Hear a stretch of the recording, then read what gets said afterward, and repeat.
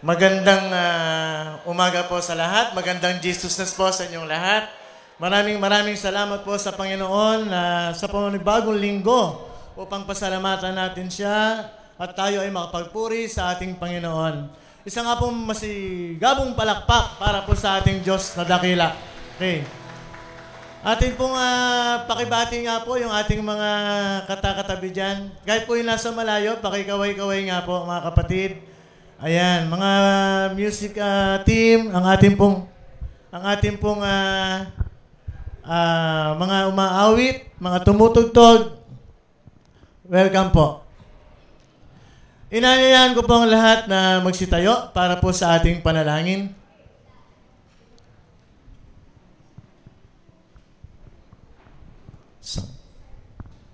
Sige po, tayo po'y manalangin.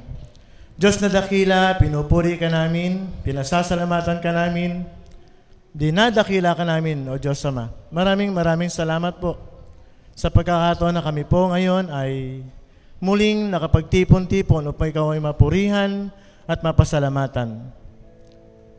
Diyos Ama, kami po ay lumalapit sa inyo at naninikluhod. Kami po ay humihingi ng kalinisan, kapatawaran sa lahat ng aming mga nagawa. Mga kapatid, ilang saglit tayo po ay lumapit at personal na makipagniig sa ating Panginoon.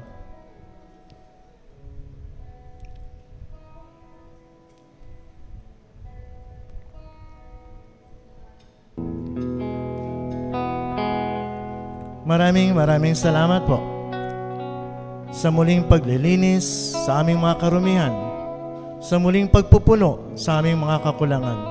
Salamat, Lord God, sa iyong wagas na pag-ibig at walang patakarang pagtanggap sa amin, Panginoon. Salamat, Lord God, sa inyong mga pagpapala, pag-iingat, paggabay sa amin, Panginoon. Maraming salamat, Lord God, sa lahat ng blessings na binibigay nyo. Diyos Ama, dinadalangin po namin na ang gawain ito ay pangunahan nyo po ang mga aawit, sasayaw, tutugtog, at maging media, Lord God, at i-guide niyo po sila. Nawa, Lord God, ang bawat isa na narito at mga atin po, Panginoon, ay pagpalain niyo at magkatagpo ang inyong pag-ibig at ang inyong kapangyarihan. Pangunahan niyo, Lord God, ang maghahatid ng inyong mensahe. Bigyan niyo po siya ng knowledge at wisdom upang nang sa ganoon kaming mga tagapakinig ay aming maunawaan, maisa puso, maisa isip, at mai-apply sa aming buhay, Panginoon. Lord God, hinahabilin na po namin ang gawain ito. Nawa kayo po ay aming madakila, mapurihan at mapasalamatan sa pangalan ni Jesus. Amen. Para po sa ating scriptural reading, mula po sa Psalm chapter 98 verse 1, Sing to the Lord a new song, for He has done marvelous things. His right hand and His holy arm have worked salvation for Him. Purihin po ang Panginoon. Let us sing praises to our Lord. Oh Father God, we are here to celebrate You. We thank You for Your strength.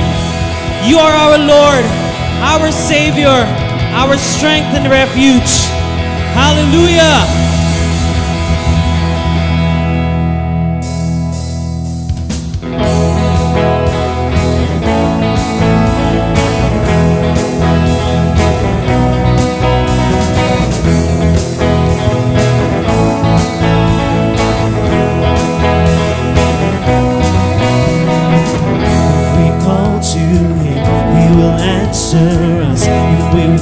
To Him, He will run to us.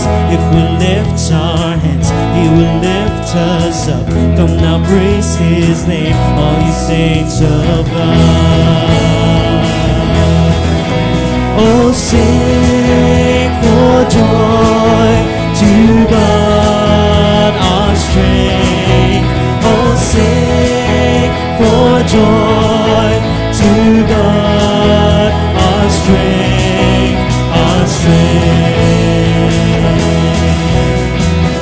Draw near to Him, He is here with us. Give Him your love, He's in love with us.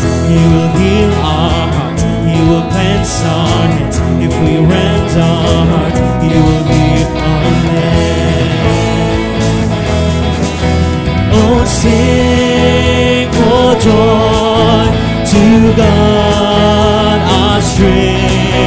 Oh, sing for joy to God, our strength, our strength.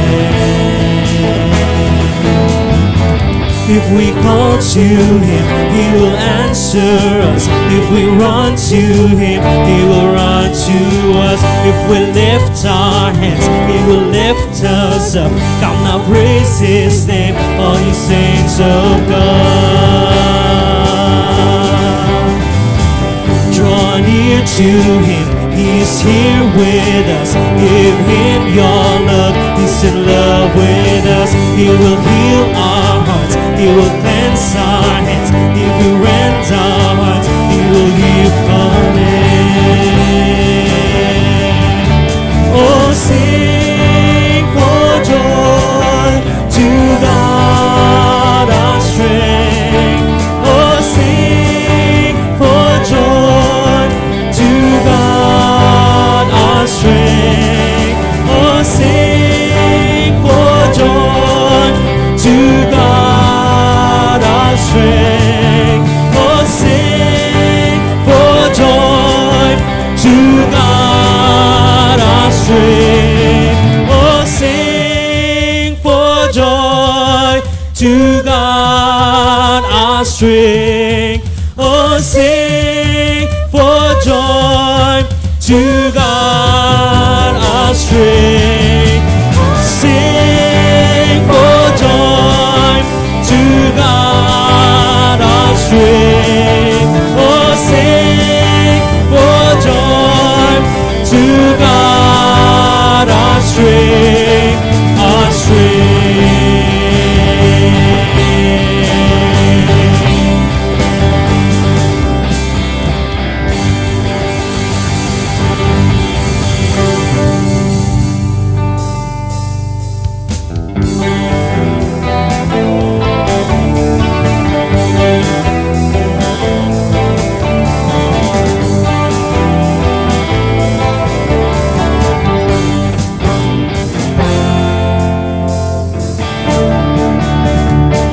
Umawit sa saliw ng tugtugan, hindi sumayaw at tayo'y maglandagan. Siya'y sambahin ng buong kalakasan, ating isigaw ang kanyang kabutihan.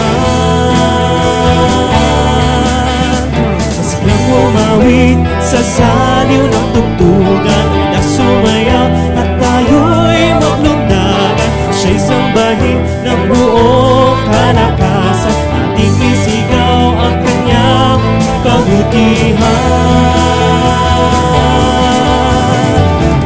Sa lahat ng oras, siya'y maaasahan.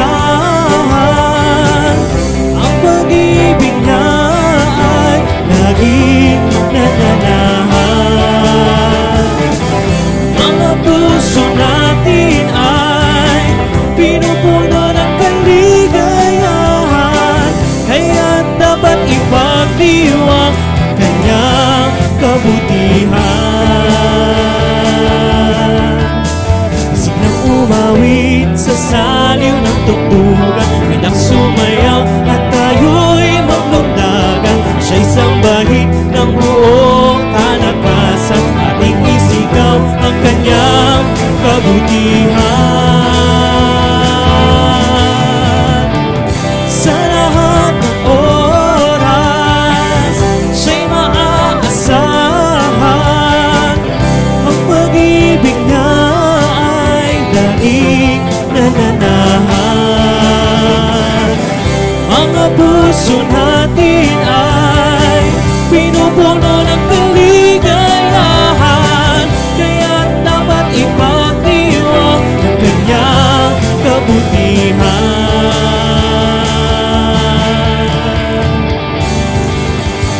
Pinupuri namin kayo, Diyos. Tunay nga na kayo ay mabuti sa aming lahat, Panginoon. Maraming salamat sa inyo pong katapatan sa amin. Panginoon, tunay nga na kayo po ang source ng aming kalakasan. Maraming salamat, O Diyos, pagkat sa bawat pagsubok, anumang panahon, ay palagi nyo kaming binibigyan ng lakas. Patuloy nyo po kaming sinasamahan, Panginoon. Sa umaga pong ito, ang inyo pong mga anak ay patuloy na umaawit at nais kayong dakilain na mapapurihan, Panginoon. Inaalay po namin sa inyo ang lahat ng aming mga tinig, pagsamba at pagluwalhati. Purihin kayo, O Diyos.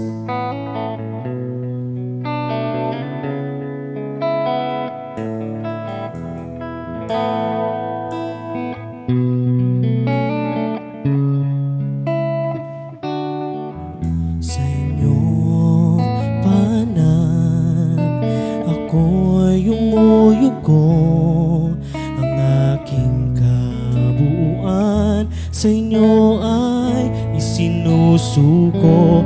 Lumalapit, umaabot, inubad aking takot upang kayo'y makaniig, ang tinig nyo ay marinig.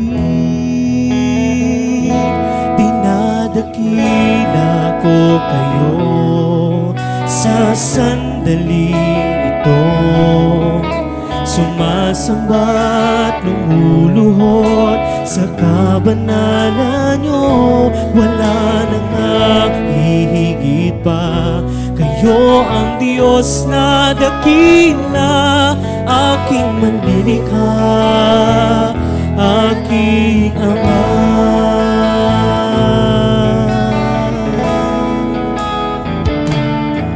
Sa inyong panang ako'y umuyuko, ang aking kabuuan sa inyo ay isinusuko. Lumalapit, umaabot, inubad aking takot upang kayo'y makaniig, ang tinig nyo ay marinig.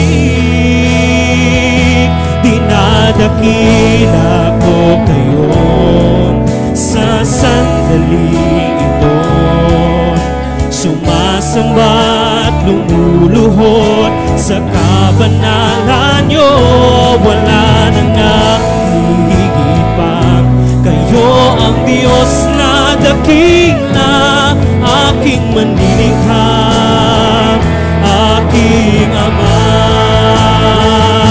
Lahat ng papuri at palakpak tinutuon sa inyong lahat. Kayo ang siyang, kayo na nga, bago pa man ang simula, ang mayakda ng buhay ko, tinustos nyo ng biyaya.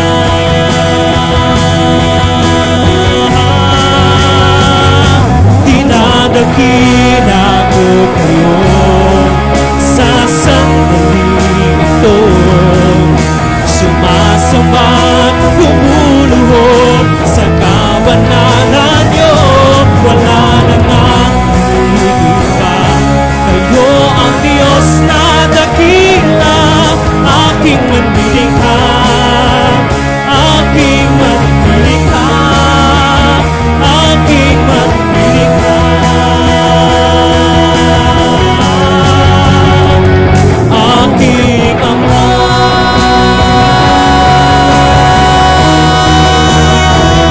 Aking Ama.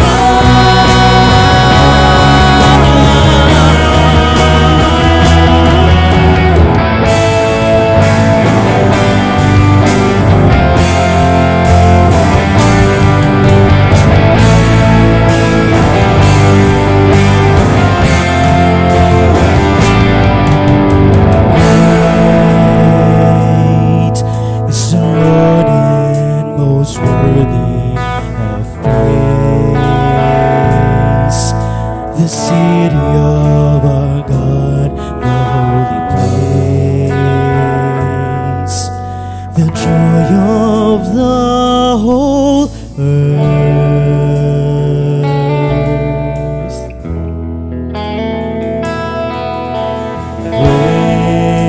Great is the Lord in whom we have the victory. He aids us against the enemies. We bow down on our knees.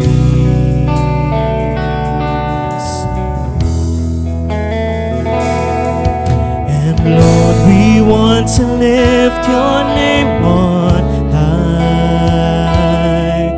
And Lord, we want to thank you for the works you've done in our lives. And Lord, we trust in your unfailing love.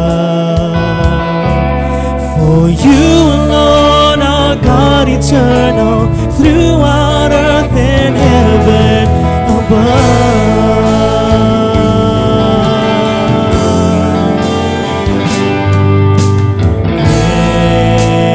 Great is the Lord and most worthy of praise. The city of our God, the holy place, the joy of the whole earth.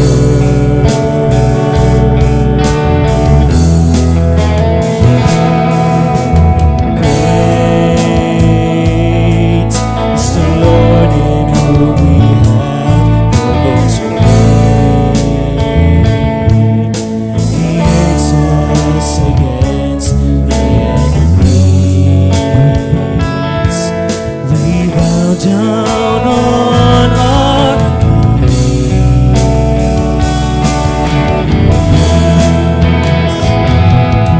and Lord, we want to lift your name on high.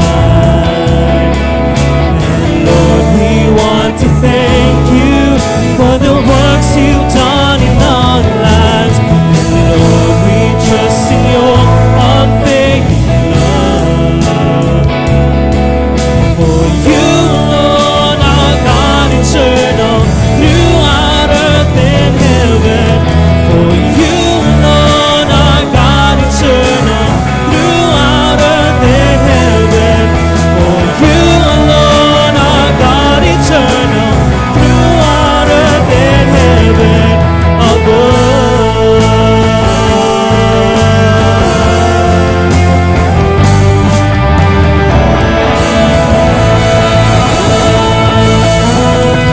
You are wonderful, O God.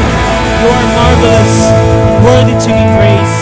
Maraming salamat, Panginoon, sa kalakasang nagmumula sa inyo. Itinataas at dinadakila po namin kayo. In Jesus' mighty name we pray.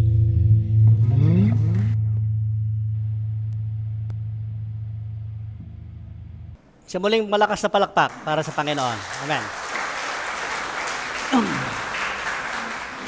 Isang mapagpalang umaga po sa lahat. Di ba nakaka-bless sa isang tao na sa kabila ng kanyang pinagdaraanan, dinadanas, no, dumaraan sa matinding pagsubok ay nagagawa pa rin niyang magpalakas sa iba. And it is true talaga, no, na tayo ay napagkukuhanan tayo ng kalakasan. And where we can find that strength, it's only to Jesus. It's only to Jesus. Ang mensahe na ating pagsasalusaluhan ay pinamagatang anxiety, Jesus at the juncture of anxiety. Sino po bang nakaranas na anxiety rito o depression? Sabihin natin mga worries tayo sa maraming bagay. Alam niyo, minsan lahat naman tayo dinadanas natin yan, no? And even I myself, I experience talaga. Yan po yung struggle ko ngayon, yung anxiety, depression, kapag ka dumarating po yung gabi. And even I miss her a lot, yung asawa ko, pero sabi nga, pagka ganitong nasa pagkakataon ako, ano ba ang ginawa ni Panginoong Jesucristo?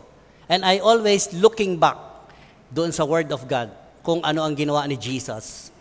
Anxiety or depression comes. Let us all pray. Father, we thank you, we bless your name. Wala kaming ibang pupurihin kundi ang kaluwalhatian ninyo. Nawa sa umagang ito, Panginoon, makita namin sa mensahe ninyo yung tunay na kahulugan patungkol sa mga personal na buhay namin at magamit namin itong mga praktikalidad. At kayo po ang maging tagapagturo, gamitin niyo lamang po ang inyong lingkod bilang tuntungan ng inyong salita. At nawa ang aming mga puso ay mataniman ng mas makabago pananaw, panibagong kalakasan that we can encourage each other. At nawa, maka-encourage din po kami sa iba. At ang makikita sa bulwagang ito sa pulpitong ito ay ang salita mo lamang. Purihin ka, sambahin ka sa matamis na pangalan ng aming Panginoong Kristo at sariling tagapagligtas. Lahat tayo magsabi ng Amen.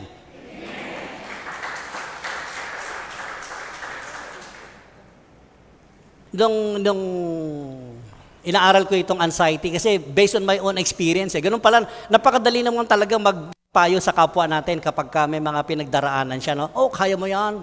No? Iko-comfort ka, tatapikin ka sa likod, madali siya. Pero on the other hand, kapag ikaw yung nandun doon sa eksaktong pangyayari, na halos hindi mo marinig yung mga sinasabi sa iyo, no? Parang bumabanda lang lahat, ano? Ganun yung pakiramdam ng mga tao na dumaraan sa depression, anxiety. And one thing that we can sure, that Jesus, makikita natin kung ano yung ginawa niya during the juncture of anxiety. Now, sa Greek word, pag tinignan natin sa Greek word, ang tawag nila dito sa mga Griego ay merimnao. Merimnao. Sabi mo nga sa katabi mo, merimnao ka? Are you anxiety? Tama? Ibig sabihin ng merimnao, anxiety, dumadaan ka, you are divided, you are distracted. Divided in what? Divided ang puso mo, divided ang isip mo sa mga bagay na dapat kailangan mong maisip o madama. Distracted ka, marami kang mga inaabala. Hindi ka makafocus sa isang bagay. Kasi nga, yung isip mo, yung mata mo, nandoon ka sa maraming bagay na pinagkakaabalahan. Sa Latin word, dito kinuha naman sa Latin word, yung tinatawag na anxious, or choking, or strangling. Choking parang, pag sinasakal ka, di ba, parang ganyan, may strangulation, pag sinasakal ka, hindi ka makahinga. Ganyan daw sa Latin word, ang ibig sabihin ng anxious. Na halos parang pinupugto ang hininga mo dahil wala kang sapat na tamang pag-iisip sa mga bagay na dapat pinopokus ng isip mo. Sa Latin word, yan yun. Why is anxiety wrong? Bakit nga ba mali ang anxiety? Ano bang pagkakamali sa anxiety? Why is anxiety wrong? Kasi pagka-anxiety ang isang tao, depression, hindi ka po makakapag-isip ng tama. Lahat ng papasok sa isip mo, puro negative. Alam nyo, na nasa hospital ako talaga, every time talaga, anxiety. Yung parang nagdadalawang isip ka, gagaling ba o hindi gagaling? Kahit naman nanampalataya tayo, nararanasan natin ito. We found ourselves na nandoon ka sa gitna, dalawa ang loob mo, dalawa ang isip mo, hindi ka ma-fix sa isang bagay na dapat sana gagaling. Yan ang anxiety. That is the wrong in anxiety. Bakit? Kapag anxiety ang isang tao, it highlights the human viewpoint and strangles the divine. Anong ibig sabihin nito? Kasi pag ang tao ay nakaramdam ng anxiety or depression, nawawala yung divine. Divine, ibig sabihin yung galing sa Panginoong Jesucristo. Human nasa human viewpoint ka na eh. Paano kaya pag di gumaling? Paano kaya ako mamatay? Paano kaya akong ganito? Paano kaya hindi namin ma-resolve yung utang namin? Paano kaya? Ang daming mga bagay. Yun ang human viewpoint na ay itsepwera yung divine point na galing sa Diyos. At bumabagsak tayo dun sa faith natin. Kaya tama to, anxiety highlights the human viewpoint and strangles the divine. Ang hirap po kasi paghati ang loob natin eh. Di ba sabi ni Lord Jesus Christ, maging katulad lang kayo ng pananampalataya ng isang batang paslit. Or yung mustasa, yung butil na mustasa, you can move the mountains. Kasi strangle na tayo dun eh. Meron tayong human nature, meron tayong human viewpoint. Anong nangyayari dito? Tayo, in viewpoint natin, meron tayong capability, may ability tayo na gawin natin yung mga bagay na kaya natin. At the end of the story naman talaga, di ba? Saan tayo babagsak? Lord, hindi ko na kaya. While on the other hand, makikita natin talaga sa mga sarili natin ito. Sa Luke chapter 10, yung istorya nitong isi-share ko sa inyo, I was looking, sabi ko sa yung chapter 10 ng Luke, ito yung panahon na sinulat ni Luke, yung writer, yung 72 disciples, sinend out ni Jesus Christ by twos, na sila ay magpahayag ng mabuting balita, magpagaling ng mga may sakit, magpalayas ng mga masasamang espiritu. By two sila, sinend sila. Then, before that, the end of chapter 10, merong isang lawyer, merong isang eskriba. Scribe sa English, lawyer ito eh. Nagtanong siya, Panginoon, paano ba ako makakapasok sa kaharian ng Diyos? What must I do to have eternal life? Tanong niya kay Jesus Christ. Remember that the Jewish scribe is maalam sila sa batas. Ang motibo naman itong scribe na to, para si Jesus Christ? Lituhin o itrap si Jesus Christ? Ano sabi ni Jesus Christ? Love the Lord your God with all your heart, with all your strength, with all your soul, and love your neighbor. Ang galing ng sagot. Para napahiya yung lawyer, sinunod niya ang tanong kay Jesus Christ. Anong sinunod niya? Sino po ba yung neighbor ko? Remember that passage, Luke chapter 10. Sino po ba yung neighbor ko? Then Jesus made a parable. The parable of Good Samaritan. Right? Familiar tayo doon, Good Samaritan? Yung parable na ito, pinarabola ni Jesus Christ, merong isang dayuhan na mangangalakal, hinold up, binugbog, halos mamatay na siya, gutay-gutay yung ninakaw pa yung kanyang mga pera. Merong isang punong pare na padaan doon sa taong iyon na bugbog sarado. Ang ginawa niya, umiwas siya. Pangalawa na, merong isang Levita, no? Can you imagine yung parable ni Jesus? Ang kausap niya rito, si scribe. Ibig sabihin, they were related doon sa mga simbahan. Yung Levita, nakita rin yung binugbog, umiwas din. So, madaling sabi, iniwasan lang pareho. Pero merong isang dayuhan. It was pointed out by Jesus Christ, Samaritano. Yung Samaritano, nakakita, yun yung tumulong. Kaya ang tanong ng lawyer, sino po ba yung aking neighbor? Sino yung kapitbahay ko? Kaya siya nagparabola. And then, pag tinignan natin, ang sabi nga rito, yung sumunod na istorya, napakaikli lang yung kay Martha at kay Mary. Siguro familiar din kayo kay Martha at kay Mary. Si Martha, kay may sandok ako dito. Sino si Martha? Yung luto ng luto sa kusina. Tapos galit na galit doon sa kanyang kapatid na si Mary. Ano nyo, si Mary, tulungan ako. May sandok tayo, di ba? Yung istorya na to, lagi naka-highlight na si Martha ay pagod na pagod sa kusina. While si Mary naman, ang tamad, nandun sa paanan ni Jesus Christ. Without proper meaning, without proper divine human understanding. Yun yung last ng chapter 10. And I studied this passage. Sabi ko, anong connection nito dito kay Martha at kay Mary, yung lawyer? At the end of the story, we will see kung ano yung connections and even the contrast between Mary and Martha and the lawyer. After sending yung kanyang mga disciples, the story of a good Samaritan, a lawyer or scribe, nagtanong siya at sinabi ni Jesus Christ. After the passage, bakit kaya in-insert ni Luke itong story ni Martha at ni Mary? We will start, sabi dito, choose the essential and you will not get distracted with the incidentals. I-highlight niyo po ito. Itong gusto kong mabaon natin pag-uwi ninyo. Piliin natin yung nararapat. No? Ang sabi dito, piliin ang mga mahalagang bagay para hindi ka maabala sa mga pangyayari sa buhay mo. Di ba madalas naman po talaga? I agree. I think mag-agree kayo sa akin. Sa lahat na nangyayari sa buhay natin, minsan doon talaga tayo na-focus. We forgot something that is essential for us because of that incident happened sa mga buhay natin. Kaya hinahirapan tayong pumili. Pero ito ang gustong iwan sa inyo. Before we leave this congregation, sabihin natin sa sarili natin, I will choose the essential and I will not get distracted with the incidentals. Napakarami pong mga pangyayari sa buhay natin, mapapait, mahapdi, makikirot, no? Masakit talaga sa buhay natin yan. Pero sabi ko nga, nung binubulay ko itong salita na to, it was message intended for me. Personally po. Tama. I will choose the essential. Kung ano yung mga mahalagang bagay na dapat ko pang pagtuunan ng pansin. Better than the incident happen sa buhay ko. But not, of course, hindi naman natin maalis yan. That's why I choose to go back to the ministry so that my strength will come from the power of Jesus Christ. Palakpakan nga natin si Jesus. Hindi po ako makakatayo sa harapan ninyo ito kung wala pong lakas na kaloob sa akin si Kristo Jesus. And I can smile, I can laugh, yes, because the strength comes from the Lord Jesus Christ. Yun yung lakas na gamit ko po. Kung ako lang po, hindi ko po kayang tumayo sa harapan ninyo. And praise God, yung strength, energy galing kay Jesus Christ, yun po yung nag-empower sa akin to continue kung ano yung umpisa na. Sabi ni Lord sa akin, sabi ko, Lord, parang napapagod na ako . Every night na lang, ganito lang sitwasyon ko.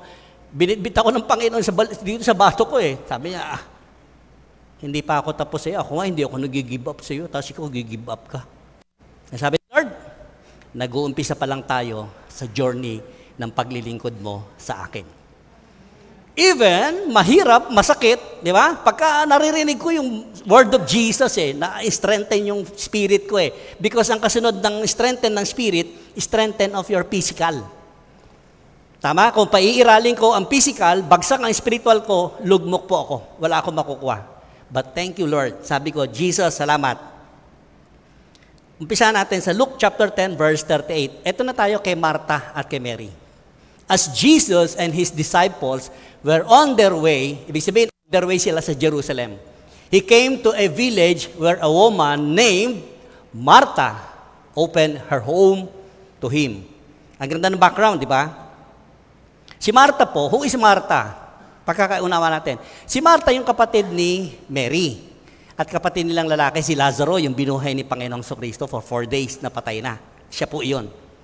Now, Mary, according to the scholar, si Martha po is a widow. Byuda po siya. At dito, makikita natin sa passage, in-invite niya ang Jesus Christ with His disciples sa kanyang bahay. Inopen niya. Imagine natin, paandar natin imagination natin, in-invite Jesus Christ sa bahay mo, di ba? Siyempre, honored.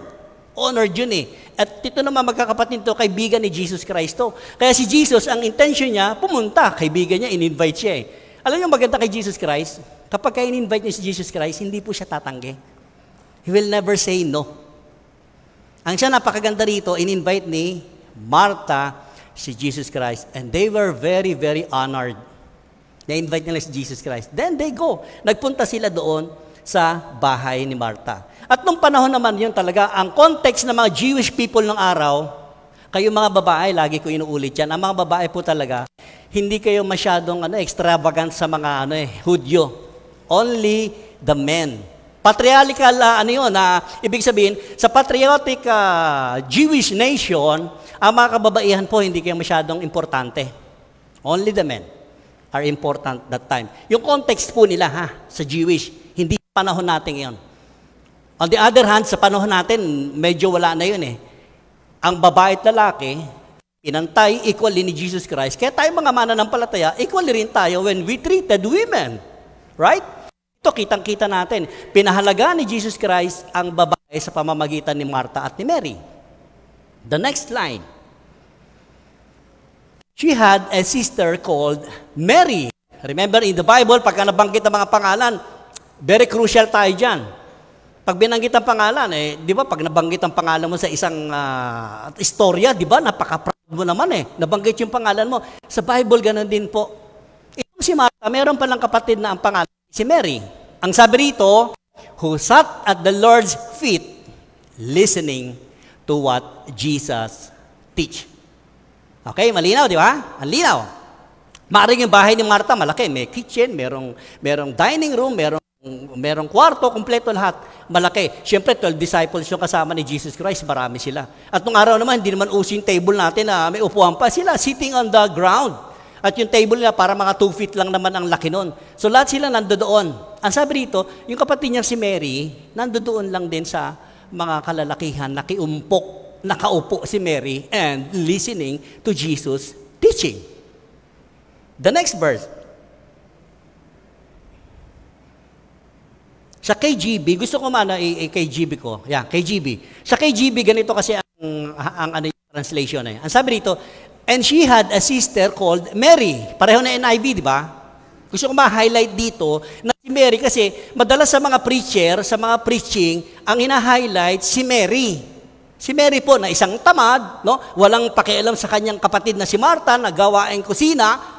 While on the other hand, pag tinignan natin yung kaibahan ng NIV at KGB, eto, and she had a sister called Mary. May kapatid si Martha, pangalan Mary.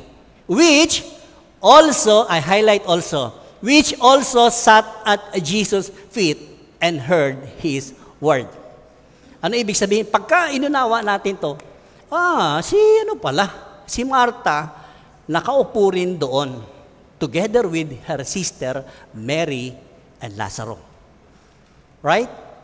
Siguro yung mga disciples, nagtitinginan sila, ba't nandito itong dalawang magkapatid na ito? Dapat sa kusina lang itong dalawa na ito.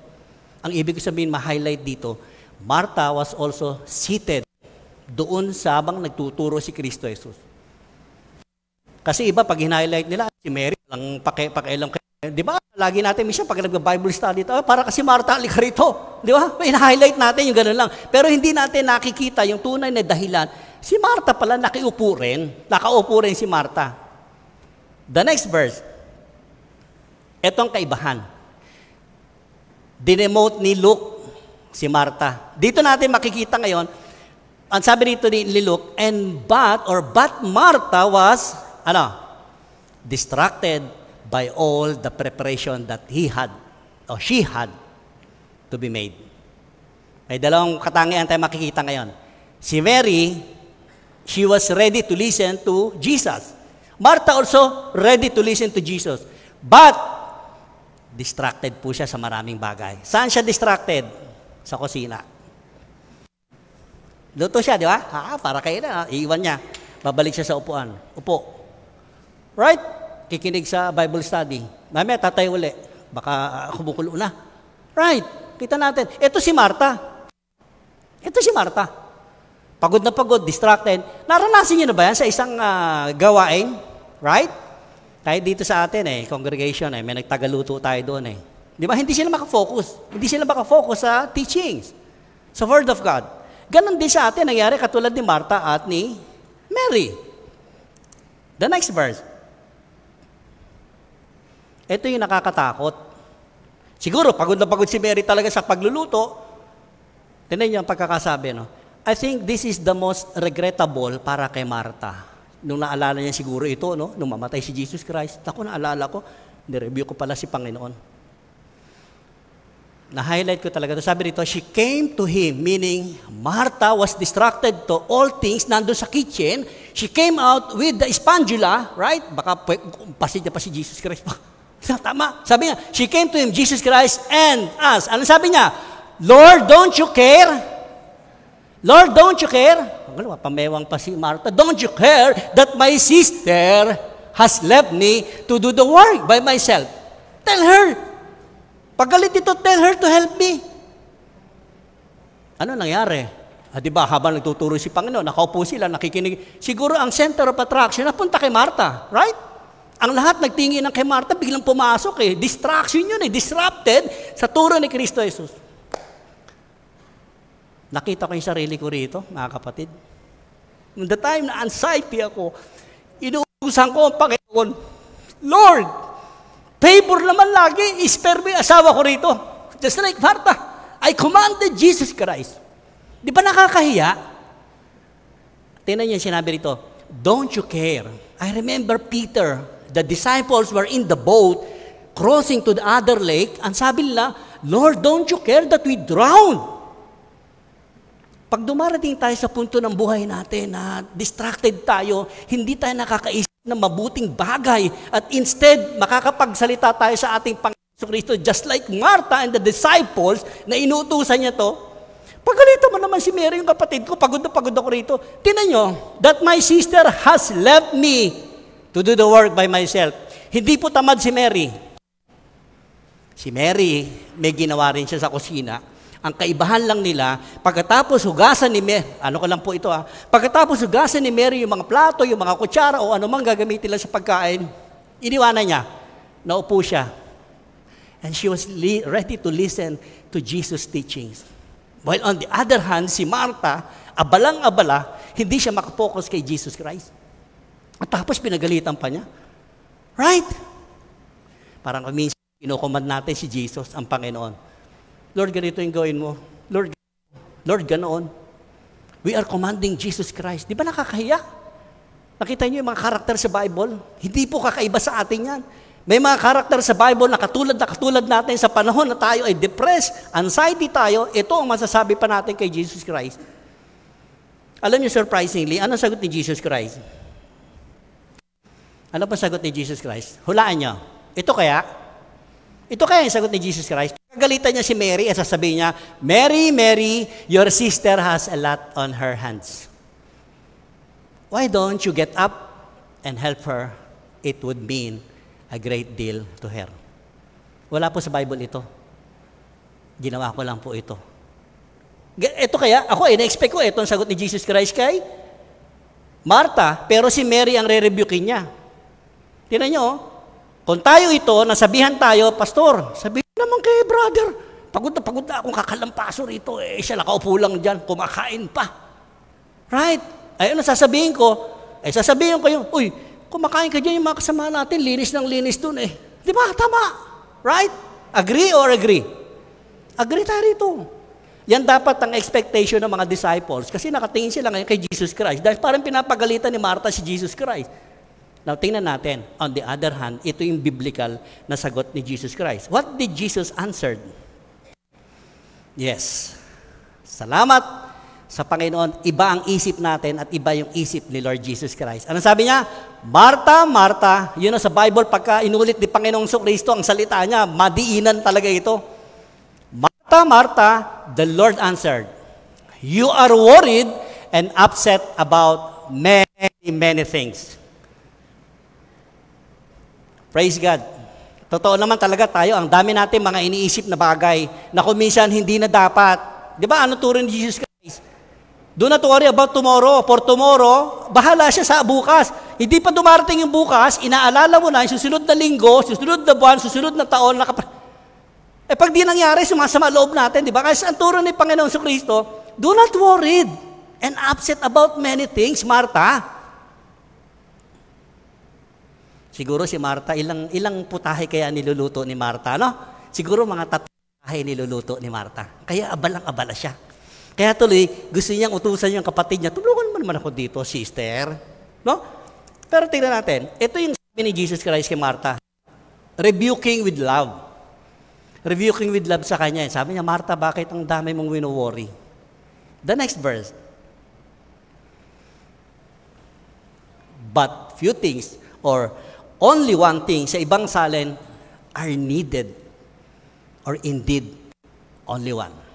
Isang bagay lang ang pinakamahalaga. Sabi ni Jesus Christ. Sabi niya, Mary has chosen what is better, and it will not be taken away from her.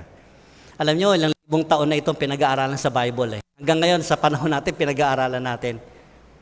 Para, sa ibang naman, ang joke rito, parang sinasabi ni Lord Martha, pwede na isang putahe, adobo lang, okay naman kami. Adobo na lang, okay, paboritong adobo. Di ba? Sa Bible study natin, kumisan, abalang-abala tayo sa paghahanda ng mga kakainin natin.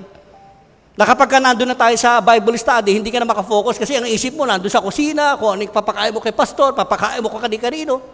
Isang dish lang, sabi ni Jesus Christ Isang bagay lang mahalaga. Huwag ka na mag-abala na marami.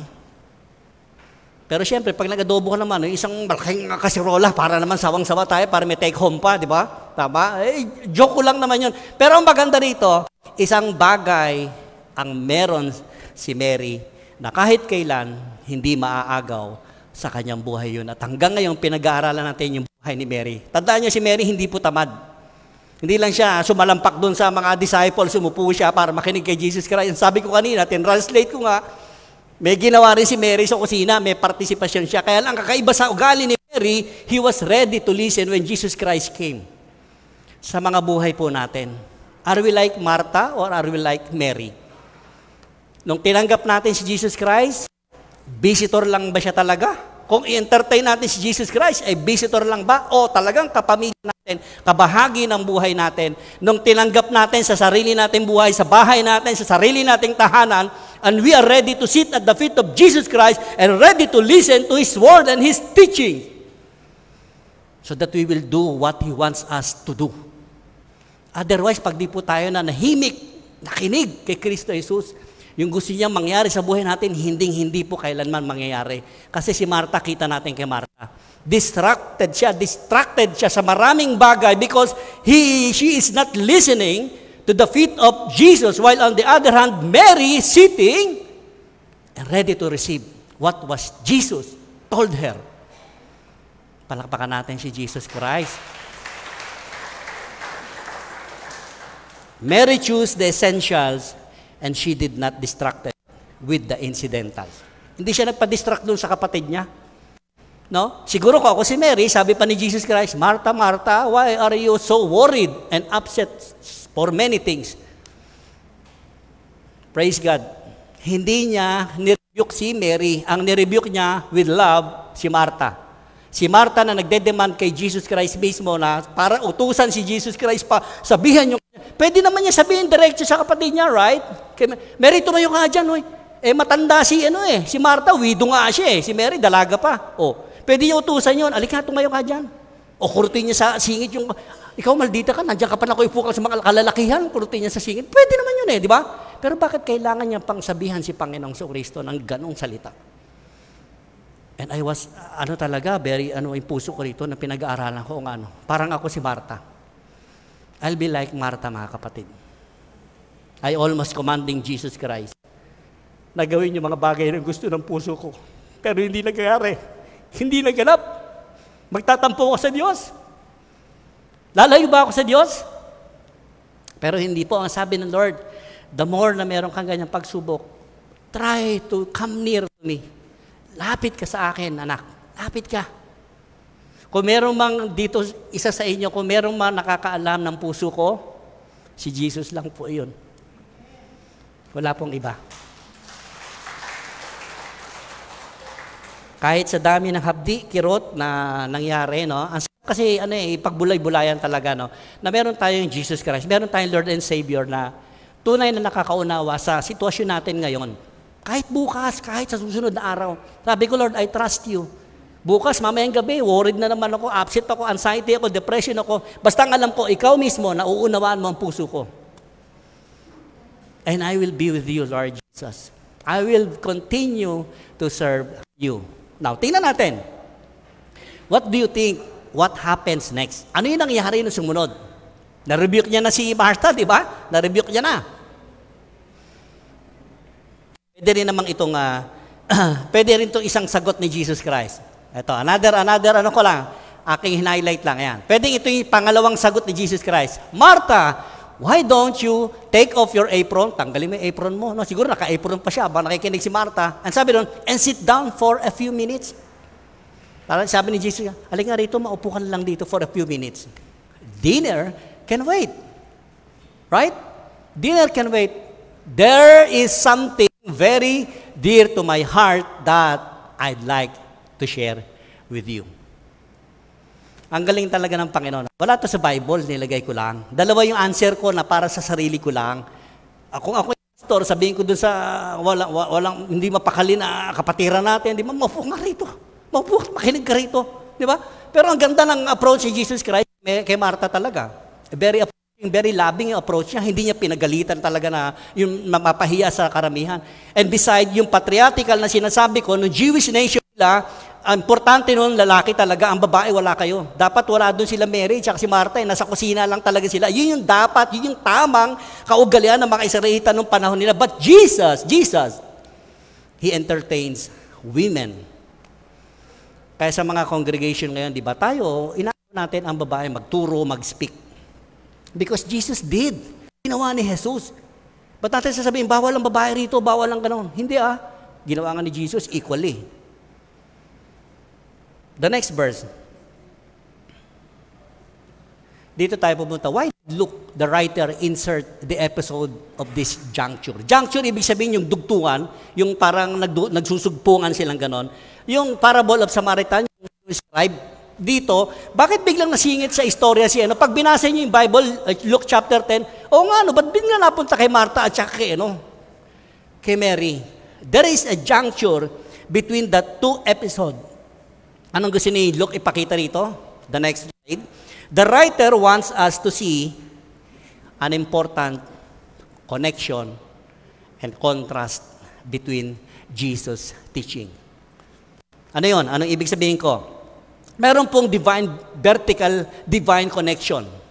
Una makikita natin, di ba si Mary, gusto ni Mary makinig lang kay Jesus Christ. Unang gagawin niya talaga, iiwanan niya yung gawaing kusina na si Mary so that she will listen to Jesus' teaching. Right? That is a divine vertical connection with Jesus Christ. Mary, on the other hand, Mary, abala. Hindi siya makakonect vertically. Alam niyo tayo, kapag minsan hindi tayo nananahimik at naghihintay ng salita ng Lord, no? Kasi minsan dakdak tayo ng dakdak, nauna pa nga tayo kay Lord, minsan pinangungunahan natin siya. Totoo naman talaga. Well, nakita ko nga kay Mary, sabi ko, nga no, pwedeng akong si Mary ngayon. Kanina si Martha ako. Now I can put myself on Mary's shoes. Maupo ka, anak. Makipagniig ka sa akin. Makinig ka muna sa sasabihin ko. And you know, I go back to the Bible, to the Word of God. At yun po ang alam ko na pwedeng makahil sa aking puso. Unti-unti, process. Kasi I am ready to listen to you, Jesus. Kuminsan kasi hindi tayo marunong makinig sa sinasabi ni Jesucristo. Napaka-importante po. Quiet time. Manahimik ka, kapatid. Antay mo magsalita sa iyong Panginoon. Damhin mo kung ano yung pwede niya sabihin sa iyo. Kaya sabi ko kanina, si Jesus lang po nakakaunawa sa kalagayan ko ngayon. Maaaring sabihin niyo, okay lang pastor, kaya mo yan. Pero deep inside po talaga, ang sakit po talaga. Every time, lahat ng bagay, makita ko, nandoon lagi. Saan ako magpunta? Dito, sa bahay, kahit sa sasakyan. You know, sa sasakyan, isigaw ko mag-isa talaga. Isinisigaw ko talaga ron. Di ko kaya, Lord. Di ko to kaya. Ibangga ko lang sa malaking truck. Isakyan ko. Tapos ang lahat. Is this the answer? Because full of depression, full of anxiety, ang binubulong ng sarili kong human nature ko, ibangga mo na yan, tapos na ang problema mo. Limot na ang lahat. Totoo kaya yun? Di ba? Pero salamat sa Panginoon. I am ready to listen just like Mary. There is a connection between the lawyer that asked Jesus Christ, who is my neighbor.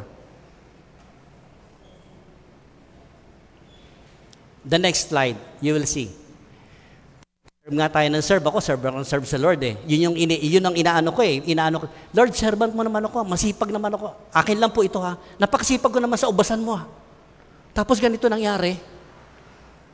Parang gusto ko magtampo. Parang gusto ko lumayo. Teka muna, parang buti pa nung araw yung buhay ko. Yung dati, go anywhere ako. No? Parang ganun lang ba? Ang sabi rito, serving is not less important, but it should not also distract us from the essential, yung communion natin kay Jesus Christ, yung pagkakaisa natin na relasyon natin kay Jesus Christ, yun ang pinakamahalaga po. Napakaganda. Kahit lingkod tayong lingkod. Parang mag-asawa, tingnan mag-asawa. Mga mag-asawa ho huwag niyong kalilimutan na meron tayong responsibility, may duties tayo sa mga asawa natin. And I'm not saying naman talaga, ibinuhos ko ang buhay ko sa paglilingkod sa Panginoon. Hinaneneglect ko na ang asawa ko, si Mami Mel. No. I will never, hindi ko po ginawa yon. Kasi ang asawa ko very supportive sa akin. Right? Iba po yung, serve ka ng serve, pagdating sa bahay, maghugas ng pinggan, hindi ka naghugas ng pinggan, magligpit na higaan yun mag-asawa, hindi ka nagliligpit. Iba yun. Pagdating sa church, ang sipag mo, pagdating mo sa bahay, ang tamad-tamad mo. Di ba? Hindi, complication yun. Ang sinasabi ko, kayong mga mag-asawa, never ever neglect din naman yung asawa ninyong babae o lalaki. Whenever you are serving the Lord, di ba lagi ko sinasabi, balance dapat eh. Pero dito sa passage na to, nakita ko, si Jesus, hindi siya nagmumungkahay sa akin na balance dapat. Makikita niyo mamaya. Right? Anong gusto ni Jesus Christ? Makikita natin mamaya. Serve. Okay, naglilingkod tayo kay Jesus Christ. Pero wag natin kalilimutan yung mga bagay na meron tayong duties and responsibilities. Kuminsan pa nga, yung nakakahadlang sa paglilingkod natin, kinukuha ni Lord eh. Wala sa mind ko yun, wala sa mindset ko yun. Kinuha ang asawa ko kasi hadlang siya sa paglilingkod ko sa Panginoon. Hindi po yun ang sa akin. Iba yung akin, iba yung sa bawat isa sa atin dito. Kasi ang asawa ko very supportive po when it comes to ministry. I always declare, no? Sa pulpito, dinedeclare ko lagi si Jesus Christ ang first love ko. Ang second love ko lang asawa ko. Ano ngayon ang nangyari sa buhay ko? Sige nga. Sabi ni Jesus sa akin, first love mo ko, second love mo lang ang asawa mo. Sige nga, kunin mo nga. Where should I stand, mga kapatid ngayon? Lagi kong dinedeclare. Kaya sabi ko, maging maingat sa pagbibitaw ng salita when it comes to promise to God. Right? Sabi ni Lord first love mo ako, tingnan ko ngayon, sige, kunin ko yung asawa mo. Is it true that I am your first love? Kita niyo yung impact sa buhay? Ang tindi ng impact? The next slide. Tingnan natin kaibahan ni Martha at ni Mary. Si Martha tells Jesus what he must say. Parang inuutusan niya si Jesus Christ kung ano yung pwedeng gawin at pagalitan yung kanyang kapatid. While on the other hand, Mary listens to what Jesus wishes to say. Kasi kuminsan talaga, ang hirap natin makinig. No? Kuminsan, pagka binuklat mo yung Biblia, merong verse na nabasa ka sa umaga, pagising mo umaga, parang hindi naman tama sa iyo. Di ba? Pag binuksan mo, magalak ka kapag dumadanas ka ng napakaraming pagsubok sa buhay. Ay, hindi ito para akin. Pasarado mo, di ba? Ayaw mo yun eh. Right? Namimili tayo. Pero dito nakita natin, si Mary, she was ready to listen what Jesus wishes to do. Yun yung pinakamahirap sa buhay, di ba? Yung, alam nyo, hindi madadirect ng tama ang buhay natin kapag hindi tayo nakinig sa salita ng Lord. Napakahirap po talaga. All in all, pag ang resulta natin, dun at dun pa rin tayo babagsak sa mga failure natin. But when we listen like Mary to what Jesus wishes to say or to do sa buhay natin, yun yung maganda. Alam nyo, nagpupuri ako sa Panginoon. I am praising the Lord kasi ito yung gusto niya sa buhay ko eh. Mga umpisang araw, linggo, ako po ang namimili. Sabi ko, Lord, gusto ko ganito, makasama ko pa asawa ko, makasama ko pa yung mga anak ko, lahat kami, magkakasama kami, nagpupuri kami sa iyo. Di ba ginawa ko na sa iyo yan, anak? Alam niyo, nasa quiet kami. For 10 years ng buhay ng misis ko, nasa quiet kami, magkasama kami, anak, nagpupuri kami, pati manugang ko, nagpupuri kami sa Panginoon. Pina-experience sa Panginoon yan. Lahat ng bagay, inihanda talaga ng Panginoon para sa ating lahat. The next slide. Tingnan natin yung maganda example. Martha was an example of a person who is worried what she will eat or drink. While Mary was a type of a person who chose to seek the kingdom of God and His righteousness. Asaan ka dito, kapatid? Sa dalawang magkapatid na ito. Tama, no? Di ba, sabi ni Jesus Christ sa sa Sermon on the Mount, tingnan niyo yung mga halaman, tingnan niyo yung mga bulaklak, tingnan niyo yung mga ibon, hindi sila nag-iipon ng pagkain nila. Right? Yung Maya, 2.5 pa nga binibili. Tayo pa kaya, na-worried tayo sa maraming bagay, pero si Mary, mas pinili niya to seek the kingdom of God and His righteousness. Mahirap, apply ito sa buhay, pero pag pinag-aralan mo, tinatry mo, I will seek first the kingdom of God. Matthew 6:33, favorite verse ng marami yan. Pero pag nasa pagsubok, hindi nila makita ito, hindi nila ma-memorize ito. Seek first the kingdom of God and His righteousness. Alam niyo pangako, di ba? And all things shall be added unto you, unto me. Palakpakan natin si Jesus nga. Right? Right? Si Mary kasi kabaligtaran eh. Nagwo-worry siya sa maraming bagay. No? Si Martha, kabaligtaran. Ang dami niyang worry sa bagay, paano niya makakamtan yun? While itong si Mary, bahala ka dyan, basta ako, dito ako sa salita ni Kristo Jesus. I will listen to the word of Jesus. Ang sabi ni Jesus, pagkatapos mo makinig, Mary, lahat ng gusto mo, mangyayari, bibigay ko sa iyo. And so be tayo rin, mga kapatid. It was very simple, seek the kingdom of God and His righteousness. Sabi pa nga, yung hindi mo na kailangan, di ba? Yun yung bibigay pa ng Panginoon. Look at Solomon. Nung humiling si Solomon, ang hiling lang niya karunungan, wisdom. But on the other side, ang ibinigay ng Panginoon, mas marami yung bonus na ibinigay sa kanya, kapangyarihan, kayamanan. Pag naganap sa buhay natin, yung piliin pa rin natin na maging good steward tayo sa lahat ng bagay. Kaya yung mga mahal natin sa buhay, mga kabataan, ha? Kung buhay pa yung mga parents ninyo, try to enjoy the life with your parents. Huwag niyong bigyan ng sakit ng ulo yung mga magulang ninyo. Hindi yung pag namatay yung magulang nyo, iiyak-iyak kayo doon sa kabao. Sabihin, naku, patawarin niyo ako na. Useless po. Mga kabataan po ha. O tayo mga nasa middle age na ganito, buhay pa yung magulang natin, let's have enjoyed life na maipadama na natin sa kanila na sila ay buhay pa ngayon. Pag namatay na sila, wala na eh. Huwag yung pagka naka-wheelchair na, tabingin na mo ka, papakain mo ng bulalo. Nung gustong-gusto kumain ng bulalo, may kakayang kumain, ayaw mo ibili. No? Pagka mahina na, subo ka ng subo ng bulalo, tumutulo na rito. Wala na. So let's enjoy life para dumating ang panahon, kukunin na sila, gagraduate na sila, magaan po sa ating mga kalooban. Just like Mary and Martha. The next slide. The narrative or si Luke yung nagsulat nito is not all about striking balance, but about choosing priority. Ito yung sinasabi ko kanina. Si Jesus, hindi siya against sa mga serving lang, sacrifice. Hindi naman siya against yun eh. Maganda yun eh. Right? Pero ang kay Jesus po, gusto niya kung sino ang priority mo. Remember that the scribe, yung sinasabi ko, connection between Mary and Martha, yung vertical connection with Jesus Christ, at yung vertical, horizontal na connection itong scribe, yung lawyer, doon sa kanyang neighbor, tinatanong niya, sino po ba yung neighbor ko? Diba? Ang sagot ni Panginoong Jesus, sa tingin mo, sino yung kapitbahay mo doon sa tatlo na yung tumulong po, yung Samaritano. O gawin mo rin yung katulad ng ginawa niya. Right? Kasi kapag hindi tayo marunong makinig kay Jesus Christ, hindi natin kayang gumawa ng mabuti sa kapwa natin. Tingnan niyo yung dinidescribe ko sa inyo. Mary and Martha is an example of vertical dimensions connected to Jesus. Kapag tayo nakakonekta na kay Jesus Christ, yung paggawa ng kabutihan sa kapwa, kasunod lang po yun. Pastor, kawang-gawa na ako nung araw, hindi pa ako Kristiyano. Very good, maganda yun. Pero alam mo, kapag nakinig ka kay Jesus Christ, tinanggap mo siya bilang Panginoon at sarili mong tagapagligtas, you are vertically connected with a relationship with Jesus Christ.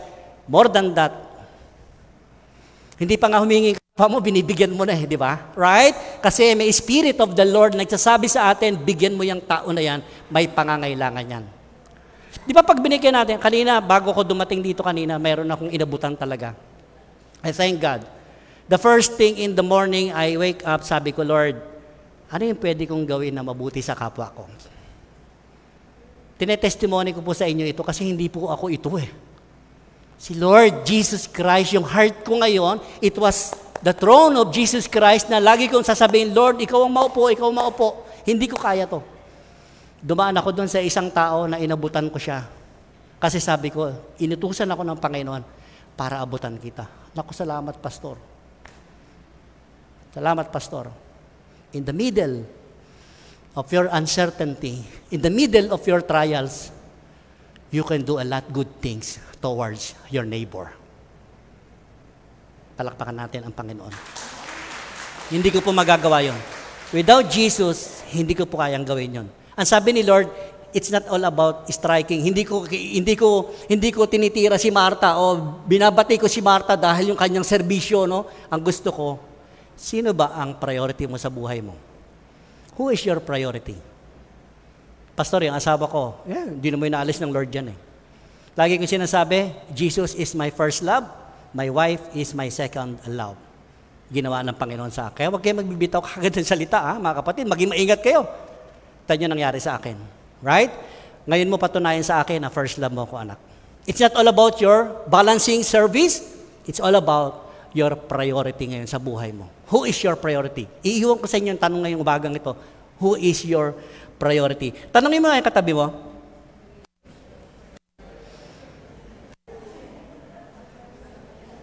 Right? Remember, tandaan natin, di ba?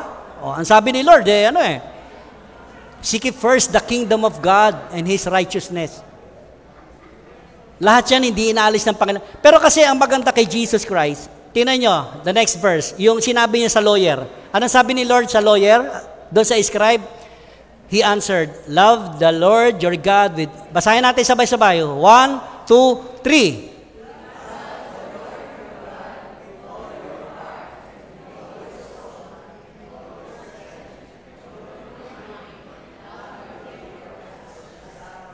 Tama. We have duty also sa neighbor natin. Kasi alam niyo, pag minahal natin una sa lahat si Jesus, una si Jesus, kasunod na po lahat eh.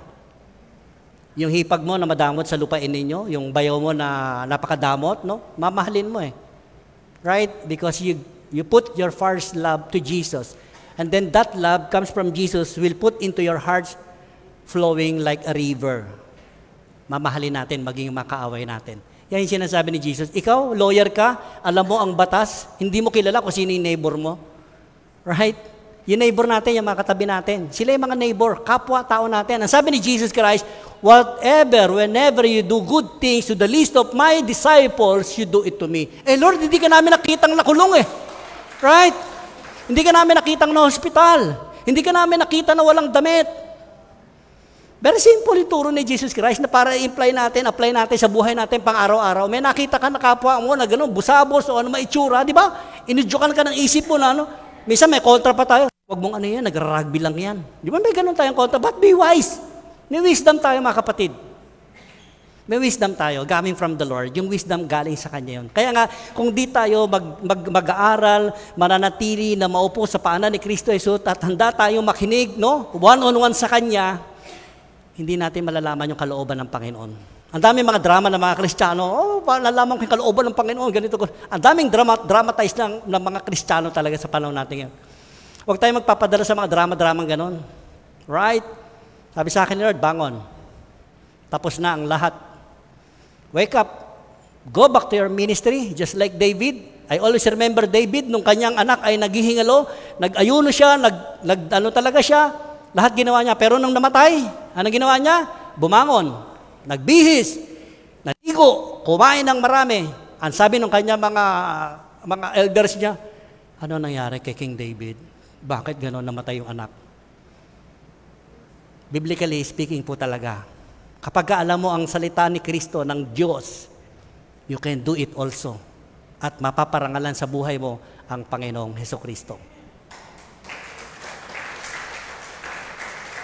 Let's pause for a while.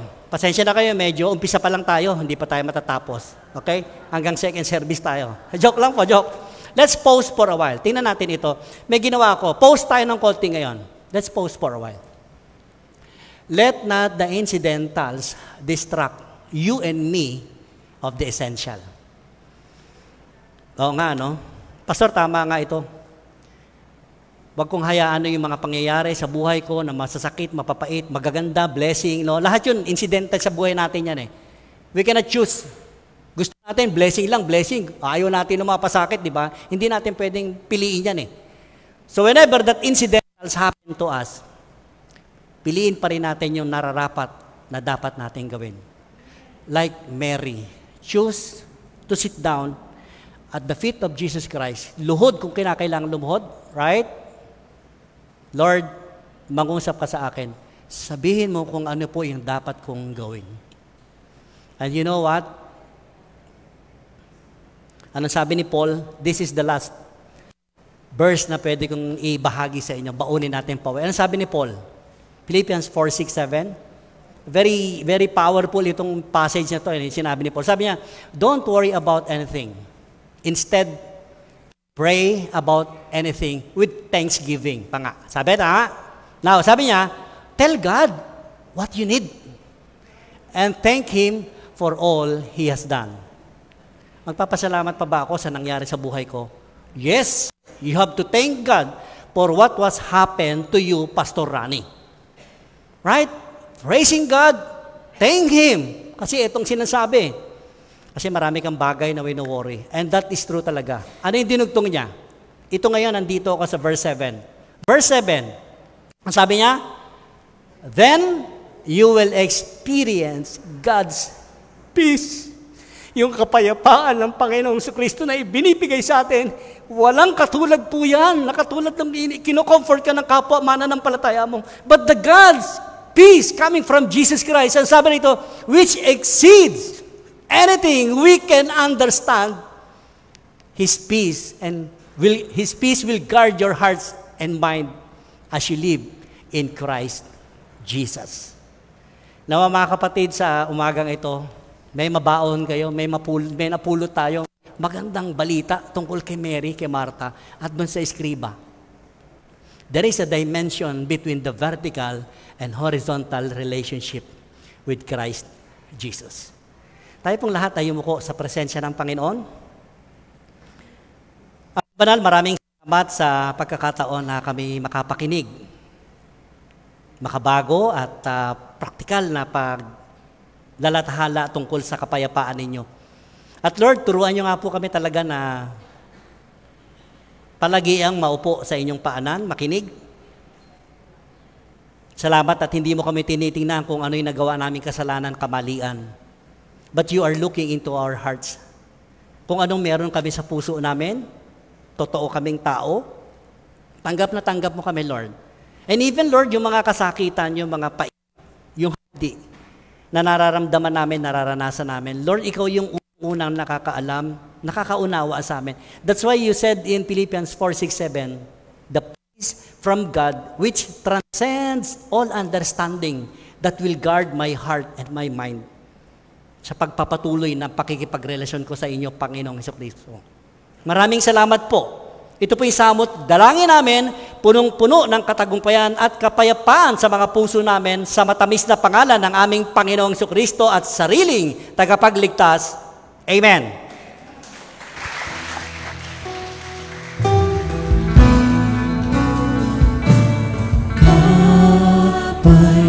Kapayapaan ng Panginoon at ang Kanyang biyaya'y makamit na tunay sa ating paghayo sa paghiwalay. Ang pag-ibig ni Kristo sa atin ay mahinlay.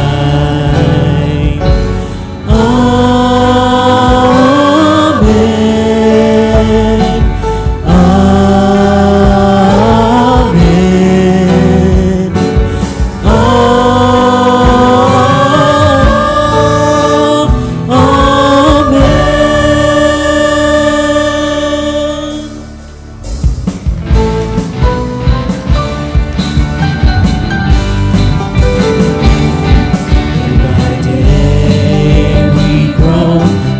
Forgiving day by day